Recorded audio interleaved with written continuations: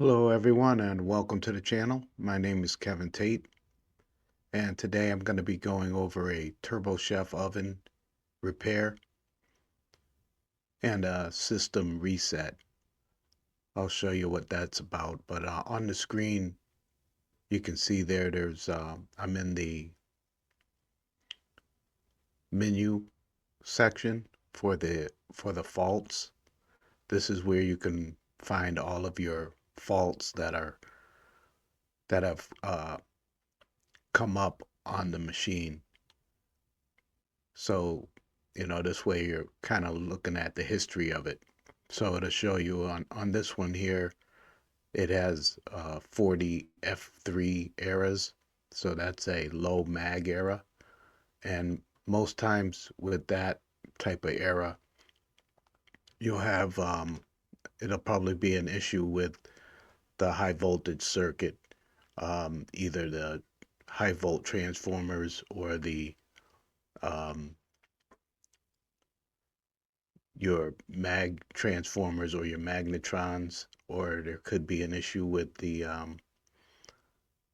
waveguide as well. The waveguide could be contaminated, and with any of those issues, you're gonna wind up with the 20. There's a 25 amp slow blow fuse on these Turbo Chef ovens on the bullet models.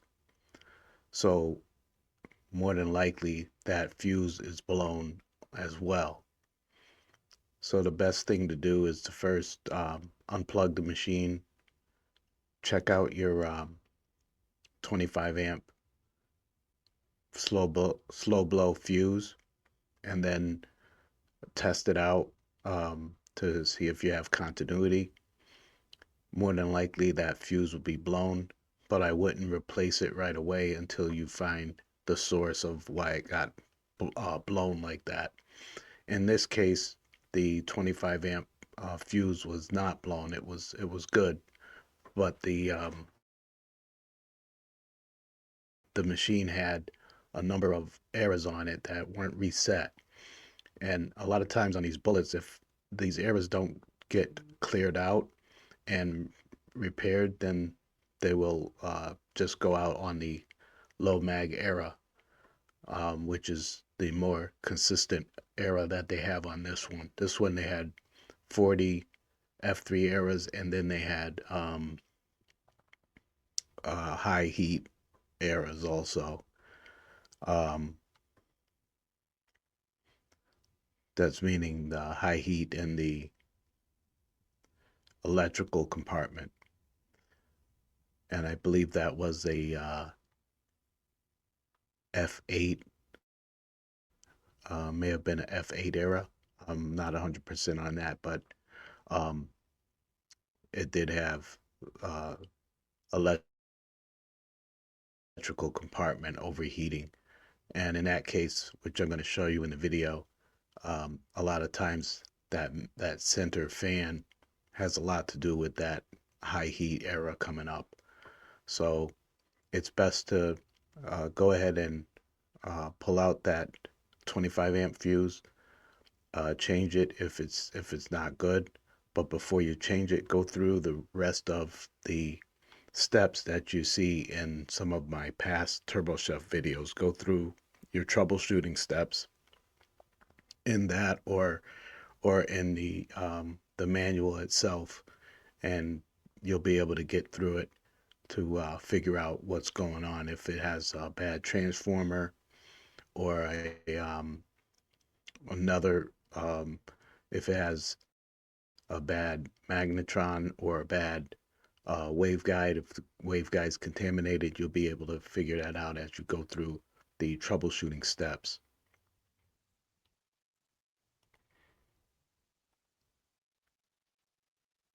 So going further into it, if you can see this image, hopefully you can see that one pretty good. I'll try to raise it up a little.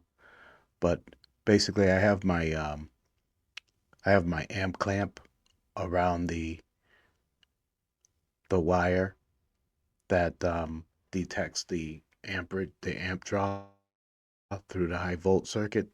I have my amp clamp on there already. I've already checked out the transducers and the solenoids. I've checked the relays out on there. The magnetron's good. The uh, the three relays right on the board here. This is your main board, and on the main board are the three relays. And those relays do sometimes burn out because they're on and off a lot. So it's good to pull those out and check them. If you can avoid it, try not to cut the wire tie that's around there if you can. A lot of times I know it's difficult because they get brittle and then they break from the heat up there. But you want to be sure you are able to secure it if you are able to. So check out your relays. Check out your fuses. You have three fuses on that board. You want to check those for continuity, and you want to check your transformers. Your filament transformer, which is right in the front underneath this that brace on top, and then your high volt transformers, which are in the back, more towards the fans. And now back here where the three fans are at, the center fan, this is where you get your cooling for the electrical compartment. So if that fan is not turning, then that could be what's bringing up that era of high heat in the electrical compartment.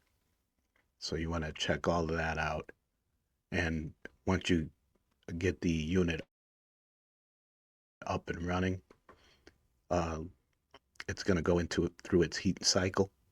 It's going to go into a soaking mode. And then once it is going through that, you should see that center fan start running. If you don't, then you want to check your connections.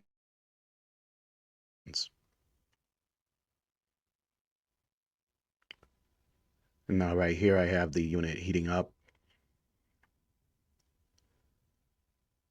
Right now it's still heating up, and it's about to go into soak mode. I'm just showing a little closer there the waveguide, the magnetrons, the transformers.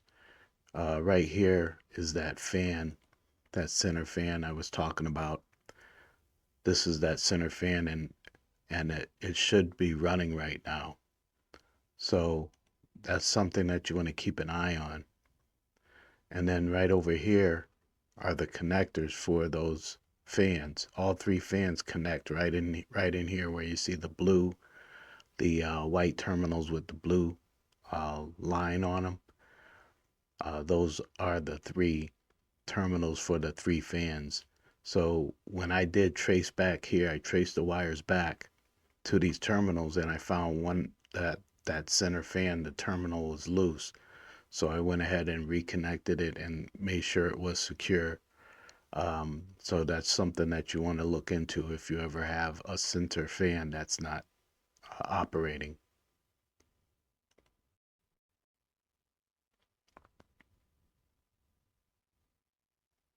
Then here, just going back up front, we can see it's in the soaking mode. It's at about 490 something degrees, but you can see that it is heating.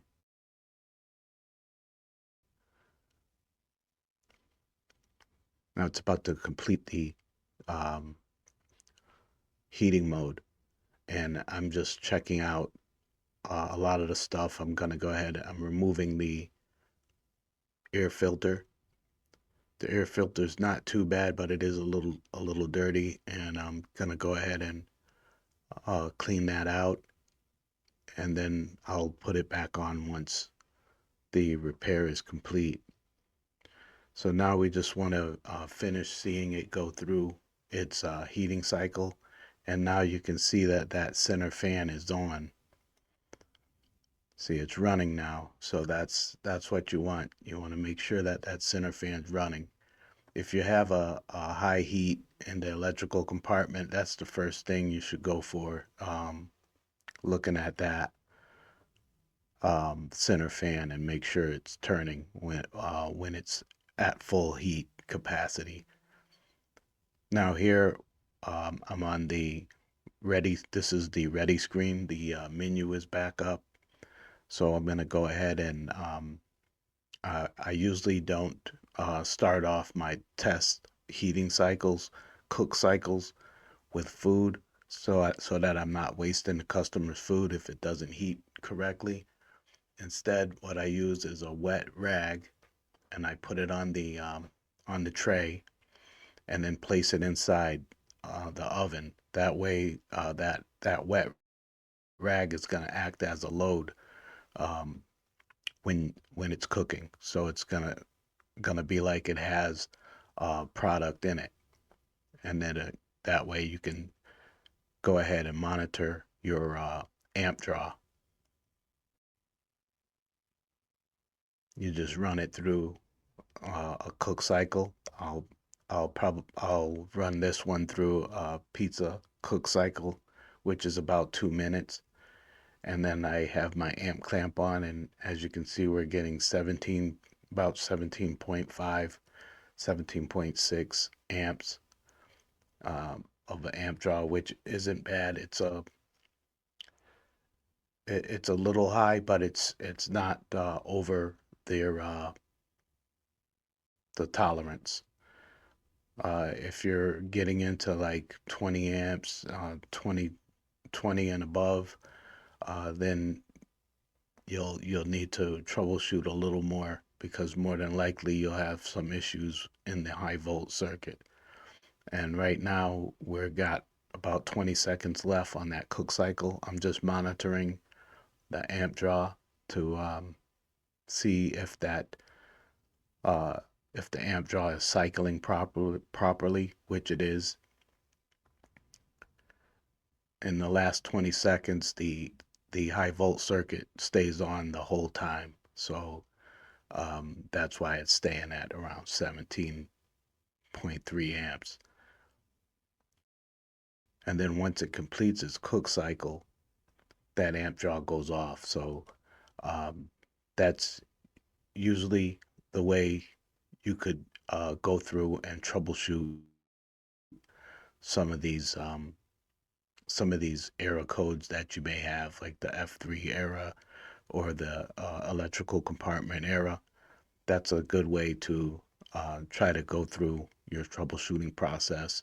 If you need to look up the manual and then I'll put the manual in the description. The link to the manual I'll put in the description for you, and then you'll be able to pull up the manual and also go through the troubleshooting scope of work from the manual as well. But that's all I have on this. I appreciate you all watching and staying on. I'll look forward to seeing you in the next video. Thank you very much.